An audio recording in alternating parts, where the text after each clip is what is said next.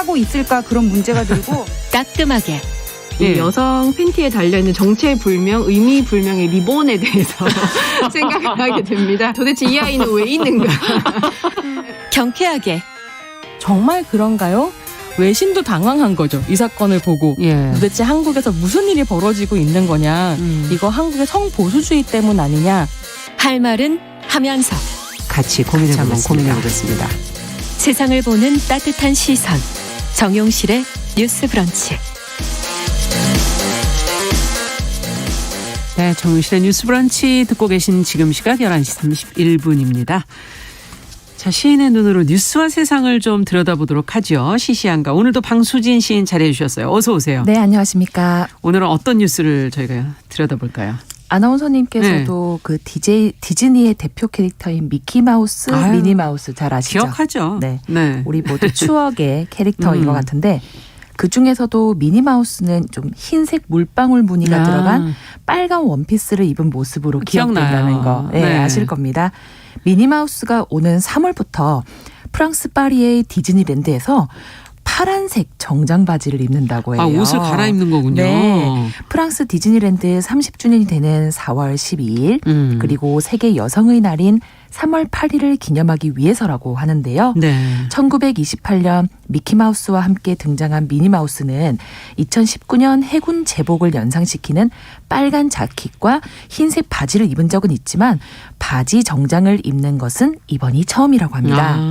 미니마우스 만화 캐릭터계의 좀 유명 인사인 만큼 옷 디자인도 유명 디자이너의 손을 거친다고 하는데요. 그래요? 바로 영국의 패션 디자이너 스텔러 맥카트니. 이 스텔러 맥카트니가 바지 정장 디자인을 직접 맡았다고 합니다. 맥카트니는 여성 리더십을 상징하고 환경 보호를 위한 지속 가능성에 전념해 왔기 때문에 이번 프로젝트의 참여자로 선정됐다고 알려졌는데요. 미니마우스는 항상 내 마음속에서 특별했다. 미니마우스를 좋아하는 이유는 미니마우스가 행복, 자기표현, 진실성의 상징이고 또 스타일도 멋지기 때문이다 라고 고백했다고 합니다. 네. 이 새로운 시도는 미니마우스를 새로운 세대를 위한 진보의 상징으로 만들 것이다. 이렇게 말하면서 이번 일에 의미를 부여하고 캐릭터에 대한 애정까지도 드러냈다고 합니다. 네. 아, 너무 오래전이라 내용이 자세히 생각나지는 않는데 네. 방수진 시인도 이 미키마우스 즐겨보셨어요? 그럼요. 미키마우스는 제 마음속 영원한 만화의 상징입니다. 네. 매주 일요일마다 볼 수 있었던 그 디즈니 만화 영화 TV 프로그램 위에서 그쵸. 아침 새벽부터 동생과 함께 일어나서 시청했던 기억이 있습니다. 그렇군요. 자, 근데 이렇게 성별 관련 고정관념을 좀 탈피하려는 노력들은 뭐 지금 문화계 안에서 많이 일어나는 것 같다는 생각이 좀 들고 동화 속에 뭐 수동적이었던 여성 캐릭터 변화되는 그런 모습도 보기도 하고 연극이나 뮤지컬도 예전에 그 주인공들을 좀 이렇게 반전을 만들어서 또 새로 올리기도 하고 뭐 이런 노력들을 많이 보거든요.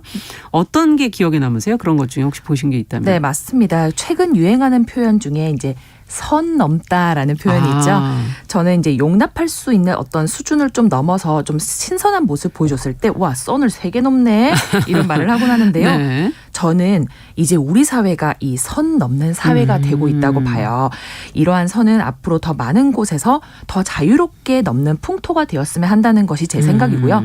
선은 넘으라고 있는 것이다. 저는 그렇게 봅니다. 이 성별 관련된 고정관념 같은 것도 우리가 그어놓은 일종의 선이라고 볼 수 있다고 보는데요. 실제로 차지연 뮤지컬 배우는 최근 뮤지컬 광화문 연가와 연극 아마데우스에서 소위 말하는 젠더 프리 역할을 맡아서 화제가 됐습니다. 즉 남성인지 여성인지 역할에서 특별히 규정하지 않는다던가 그것을 서로 넘나드는 역할이 등장하고 있는 거죠. 특히 성을 특정하지 않는 이 무성 역할을 넘어서 여성이 남성의 캐릭터를 연기한다는 것 자체가 이미 선을 좀 세게 넘어버린 획기적 시도가 아닐까 생각이 듭니다. 이렇게 배역을 좀 성별과 관계없이 정하는 젠더 프리 캐스팅 이런 것들은 사실 예전부터 있었다고 합니다. 그래요? 이 셰익스피어가 살았던 1600년대에는 여성이 무대에 설 수 없어서 여성 역할을 남성 배우가 대신했고 중국의 경극이나 일본의 가부키 역시 비슷한 분위기가 있었죠. 하지만 최근엔 어쩔 수 없이 대안으로 선택한 이 크로스젠더 액팅이 오히려 성 역할의 고정관념과 소수자에 대한 편견을 깨는 대안으로 떠오른 겁니다. 문학계에서도 이런 움직임은 있어 왔는데요. 아주 예전부터 이런 과감한 시도가 좀 종종 있어 왔습니다. 뭐 지금의 완벽한 대세를 댔다고는 말할 수 없지만 좀 짚고 넘어가야 될 부분이 이제 2005년 혜성처럼 등장했던 이제 고 황병승 시인의 여장남자 시코쿠라는 작품인데요. 네. 이 황병승 시인은 사실 뭐 불편한 사건이 좀 있었고 뭐 좀 돌아가시긴 했지만 작품만큼은 좀 좋은 평가를 받았기 때문에 작품만 보고 좀 말씀을 드리자면 그 작품에는 여자이면서도 남자인 여장남자 시코쿠와 그 친구들과 가족이 등장하는데 모두 정체성을 확정할 수 없는 사람들로 넘쳐납니다. 이렇게 선을 세게 좀 넘나드는 정체성을 확성할 수 없는 인물들 통해서 시인은 오히려 그 우리 사회의 부조리와 삶의 이면을 더욱 효과적으로 드러낼 수 있지 않았나 싶은데요. 이후 세월이 많이 흐른 지금은 차별과 고정관념이 정말 많이 허물어지고 있죠. 이 과도기에서 문학계는 여성 작가와 여성 서사가 좀 주류가 된 현상을 보여주고 있습니다. 맞아요. 문학이 이제 시대를 반영한다고 생각을 해본다 보면은 작가들이 변화하는 사회 안에서 좀 잠재적 의식을 작품으로 표현하고 있다고 보는 것이 맞겠죠. 예. 여성들의 성과 결혼과 이혼, 출산, 육아, 사회활동 이 모든 것들이 사회에 함께 변하고 있기 때문에 독자들도 여성 독자가 좀 위로 떠오르고 하다 보니 자연스럽게 사회 변화와 함께 문학계도 그러네요. 이런 변화가 있고 있습니다. 시간이 정말 뭐 10년 전만 해도 이런 분위기가 아니었는데 많은 변화가 있었다는 건 분명히 느껴지고 근데 이 고정관념의 틀이라는 것이 분명히 있긴 있어요. 어렸을 땐 무의식 상태에서 이렇게 받아들여서 그 틀을 받아들이게 되는 경우가 많은데 지금 보면 그건 좀 아니었네 또 뭐 이렇게 된 게 더 좋았네 이런 생각이 들기도 하니까요. 네. 어쨌든 좀 멋있고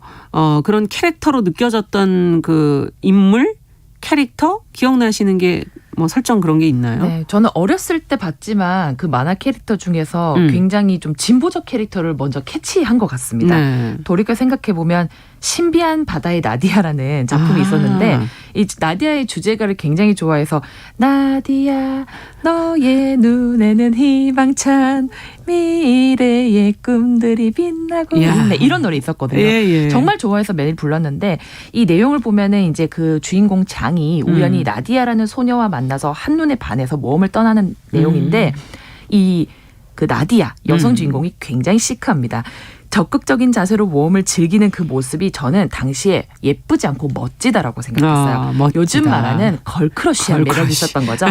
그 진취적이고 과감성 있는 태도를 보면서 나도 저렇게 살고 싶다 이런 생각을 했었고 또 웨딩 피치라는 만화도 있었는데 이건 전 기억 못하겠는데요. 피치, 릴리, 데이지라는 세 명의 친구가 나와요. 그런데 피치, 릴리는 긴 머리에 전통적 여성성을 강조하는 외모와 성격인데 네네. 데이지만 유독 거칠고 괄괄한 성격으로 나와요. 그래서 취미와 특기가 심지어 유도이고요. 굉장히 메트로 섹슈얼한 매력을 풍기거든요.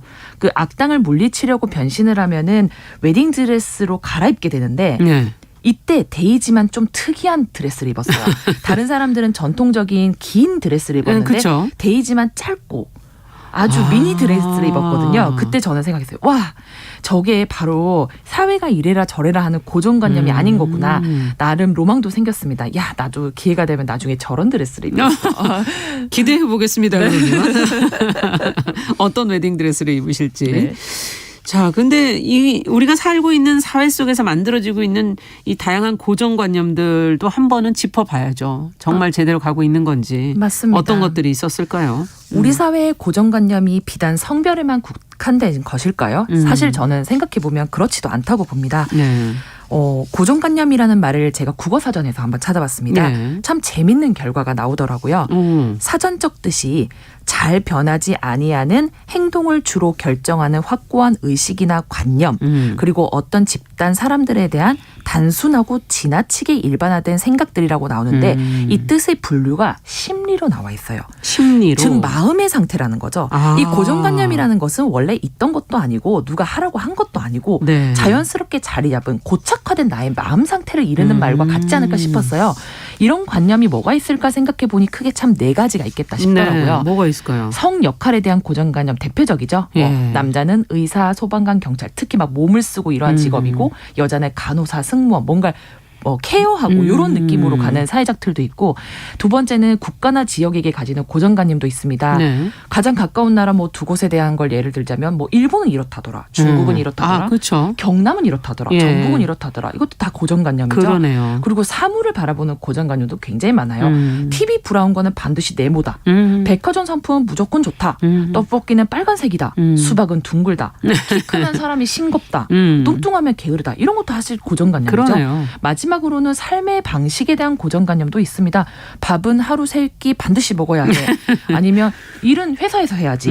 그리고 여행하려면 무조건 밖으로 나가야 되는 거 아니야? 그런데 이런 관념들은 사실 코로나가 터지면서 여러 가지 사회적 변화로 인해서 조금씩 옅어지고 있는 것 같아서 그러네요. 재밌다는 생각을 해봅니다. 코로나가 많은 변화를 또 빠르게 네. 가져오게 한 것 같은데 자 그렇다면 이 얘기를 이제 정리를 해야 될 텐데 뭐 어떤 시를 읽으면서 정리를 해볼까요? 네, 오늘 우리 삶의 여러 고정관념들을 살펴봤는데요. 저는 이렇게 여쭙고 싶습니다.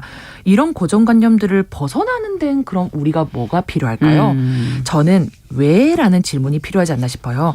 그리고 왜라는 질문을 하기 위해서는 무엇보다 오늘 읽어드리는 이 작품에서 말하는 태도가 중요하지 않나 생각이 들어서 준비한 시는 존 모피트의 시 어떤 것을 알려면이란 작품입니다. 네. 일부 낭독하고 말씀 나누겠습니다.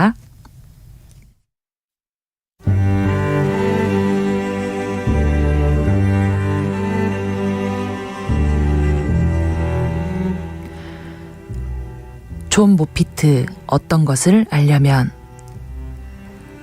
어떤 것을 볼 때 정말로 그것을 알고자 한다면 오랫동안 바라봐야 한다.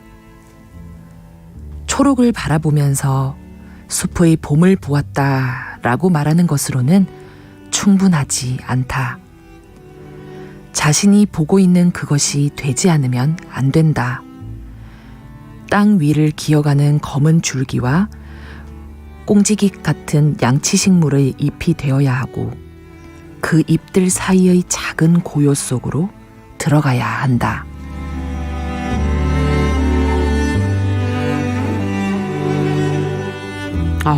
이거는 정말 시가 아니라 한편의 뭐 명언이라고 네, 해야 맞습니다. 될까요? 어떤 것을 알려면 그냥이 아니라 오랫동안 봐야 되는데 또 자신이 보고 있는 그것이 돼야만 맞습니다. 한다라는 얘기들이 범상치 않네요. 네, 제가 딱 그 깨달음으로 얻은 것은 이런 것이었습니다. 고정관념을 부수고 우리가 앞으로 더 나아가는 방법이 뭘까? 그러기 위해서는 무엇보다 그 고정관념들이 무엇인지 진정으로 알고 파악하는 것이 먼저겠죠. 그렇죠. 존 모피트의 말처럼 단순히 초록을 바라보면서 그냥 숲의 봄을 봤다라는 말로는 불충분할지 모르겠습니다. 땅과 식물 그리고 숲이 주는 공기 같은 즉 이 고정관념 내면에 숨어있는 본질에 더 가까이 다가갈 필요가 있죠. 그렇죠. 우리 사회의 고정관념도 그럴 것 같습니다.